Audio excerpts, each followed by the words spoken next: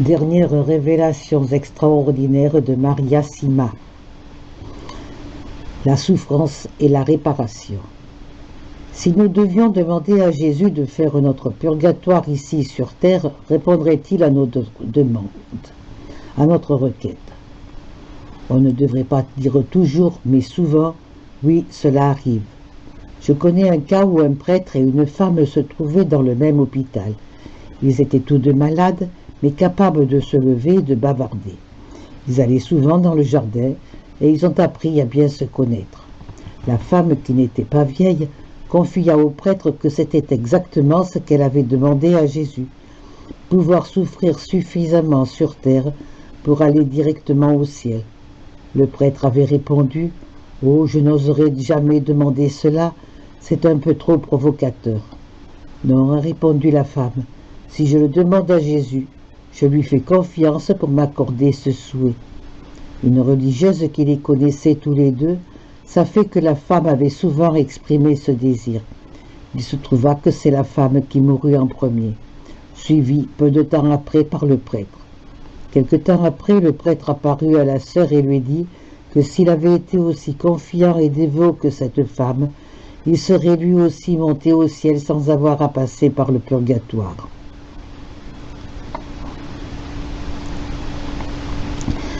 Est-ce que des villes ou même des nations entières peuvent être punies ou, si vous préférez, être amenées à faire réparation pour les péchés qu'elles ont commis? Oui, cela arrive. Alors si tout l'Occident aujourd'hui confessait ses propres péchés et se hâtait de prier et de faire réparation, accompagné de bonnes œuvres pour les péchés commis par les générations précédentes, la réparation de Dieu nous enverra bientôt pour y être considérablement diminué. Ai-je raison? Oui, c'est vrai, et aussi simple que cela, prier et se confesser. Prier aussi pour les parents défunts et faire pour eux quelques bonnes œuvres supplémentaires.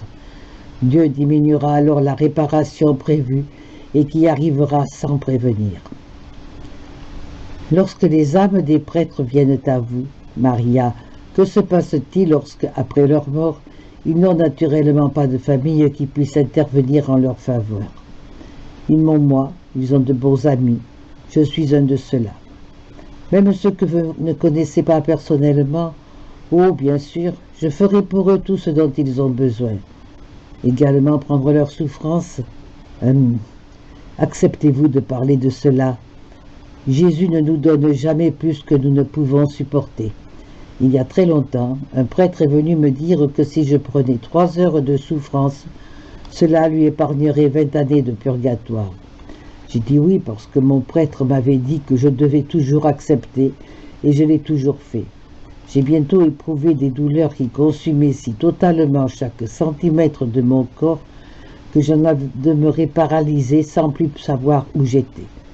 Mais j'avais toujours de la joie au cœur parce que je savais ce que cela apporterait au prêtre. Cependant, après un moment, il m'a semblé que ce devait être 3 jours plutôt que 3 heures. Puis aussi soudainement qu'elle était venue, la douleur a disparu et je me suis rendu compte que j'étais naturellement resté tout le temps au même endroit. J'ai regardé ma montre et cela avait duré 3 heures à la minute près. D'autres fois, la douleur est locale.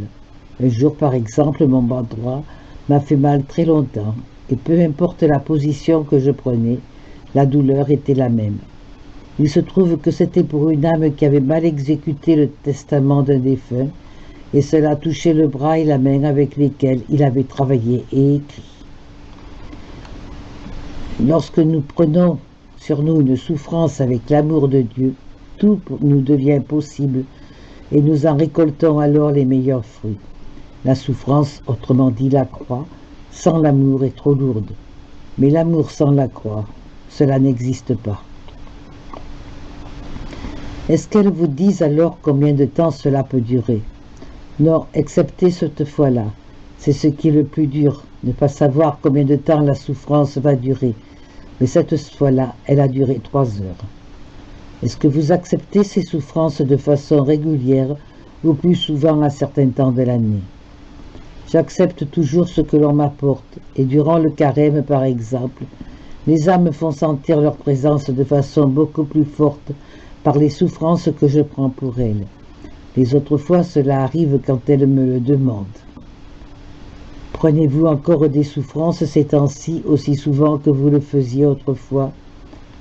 Non, cela arrive moins souvent maintenant parce que je pars beaucoup plus ou fréquemment en tournée de conférences et cela aide aussi beaucoup les âmes.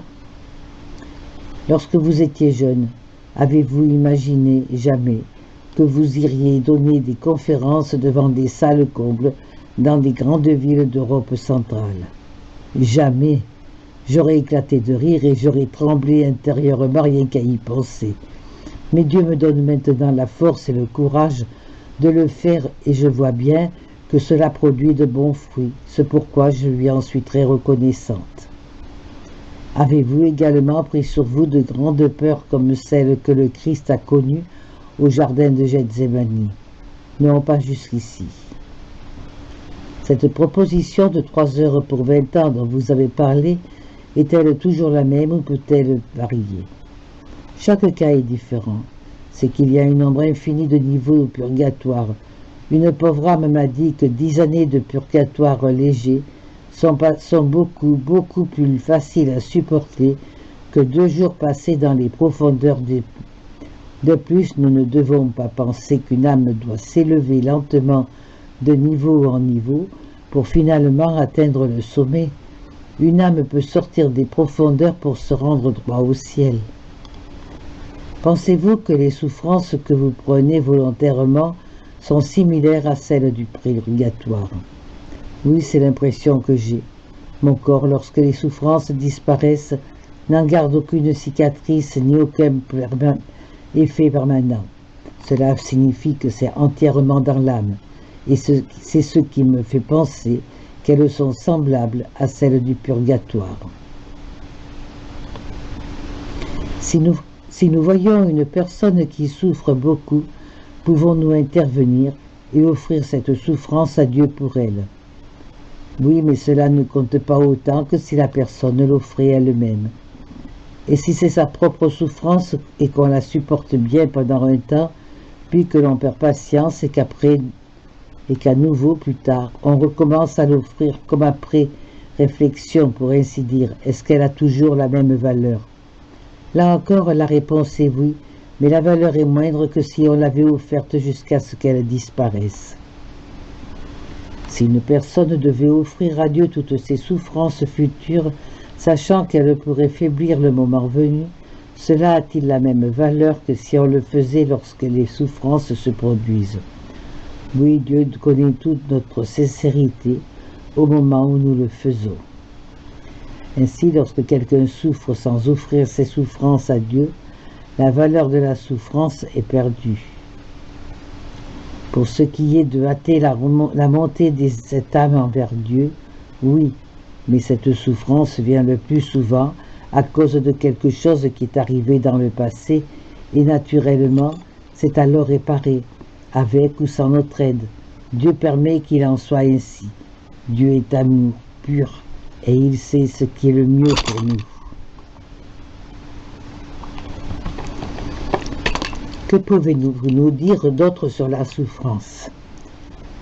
Mis à part le don de la vie et la possibilité de faire le bien lorsque nous sommes ici sur la terre, la souffrance est le plus grand don que Dieu puisse nous faire. En souffrant ici-bas, nous recevons encore la grâce de faire de bonnes œuvres, mais une fois au purgatoire, c'est fini à jamais.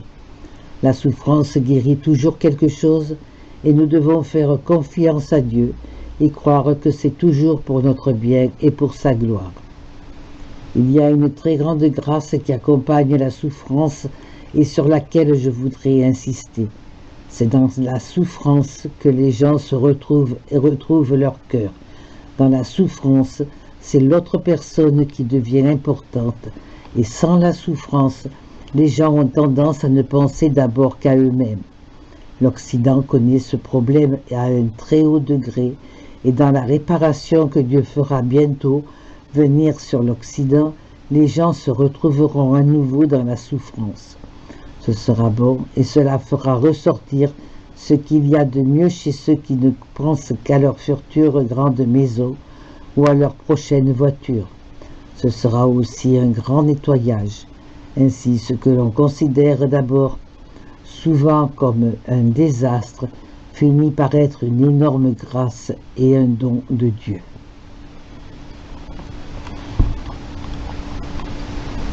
Lorsque la souffrance vient de Satan, devrions-nous réagir de façon différente que si elle venait de Dieu? Toute souffrance vient de Dieu, en ce sens qu'il permet que nous souffrions aussi aux mains de Satan. Cependant, si nous voyons qu'elle vient de Satan, notre devoir est d'amener cette personne à un exorciste. Si la souffrance vient directement de Dieu, l'exorcisme n'y pourra rien. Certains ont dit « J'espère que Dieu ne m'aimera pas trop ». Je connais une mère qui disait à son fils, qui étudiait pour devenir prêtre, « Dis à Dieu qu'il peut faire tout ce qu'il voudra avec moi ». Ce à quoi le fils a répondu, « Oh non, parce qu'alors il m'en demandera trop ». Ce n'est pas vrai. Soyez bien certains que Dieu ne demande jamais plus que nous ne pouvons supporter. Sachant que les personnes sont si différentes et que ce qui sort de notre psyché ne peut jamais être sous-estimé. Certains pourraient maintenant décider de demander à Dieu des souffrances supplémentaires. Pour ceux qui se sentiraient portés à cela, est-ce une prière que vous suggéreriez? En général, non, pas du tout.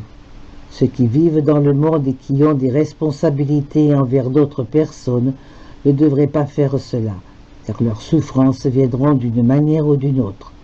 Les prières pour des souffrances additionnelles devraient être laissées à ceux qui mènent une existence cloîtrée, qui n'ont de responsabilité qu'envers eux-mêmes. Cela pourrait le faire, mais les autres ne devraient pas. Dans mon cas, je ne le demande jamais, mais je dois permettre qu'elle m'arrive pour les âmes du purgatoire. Et j'ai choisi de ne pas avoir de famille pour pouvoir leur consacrer ma vie entière. Ici, aussi mon cas est différent de celui de la plupart des gens. Que ce soit pour les vivants ou pour les âmes, y a-t-il un sujet ou un péché pour lequel vous avez eu à souffrir, et si oui, dans quel état ce sujet ou ce péché?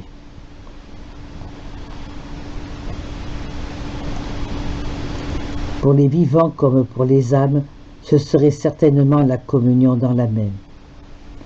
Avez-vous jamais pensé simplement à le mentionner moins souvent?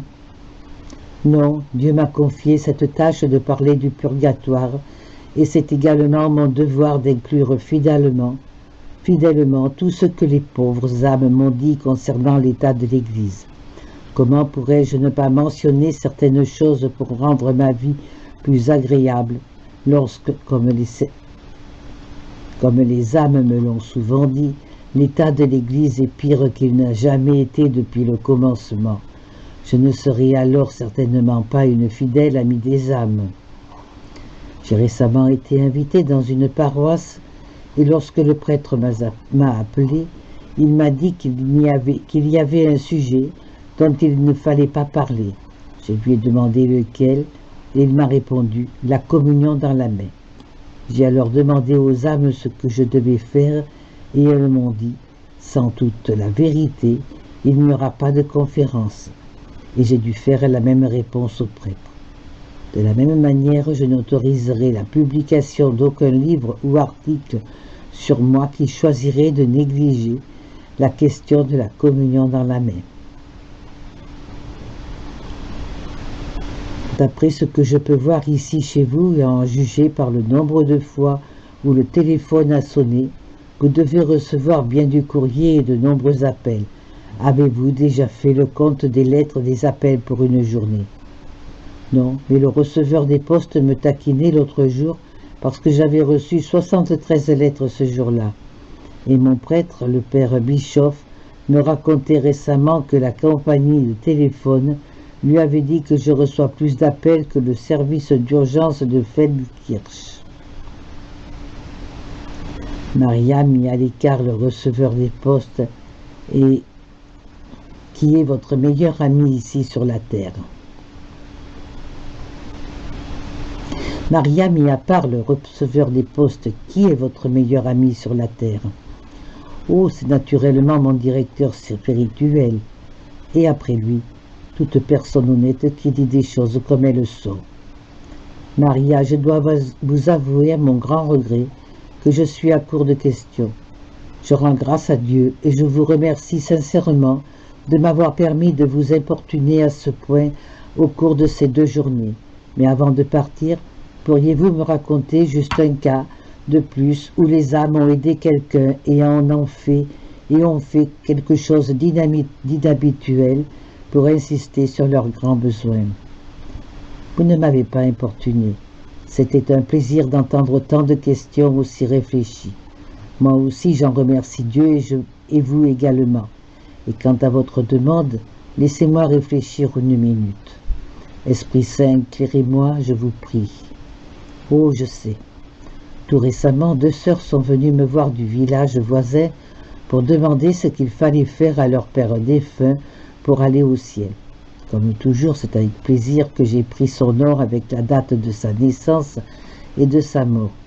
Une des sœurs me dit alors sur un ton grave que si la réponse que je recevais avait quoi que ce soit à voir avec l'argent, elle n'y participerait pas. Je leur ai dit que c'était leur affaire et non la mienne, mais que si elles voulaient une réponse, je serais naturellement heureuse de la leur donner. Puis elles sont parties. Environ 2 semaines plus tard, j'ai reçu une réponse d'une autre âme pour ce nom. J'ai averti les sœurs qu'elles pouvaient venir ici la chercher.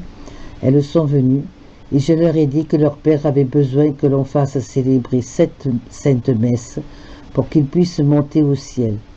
Puis la réponse en main, les sœurs sont reparties sans dire autre chose que merci courtois.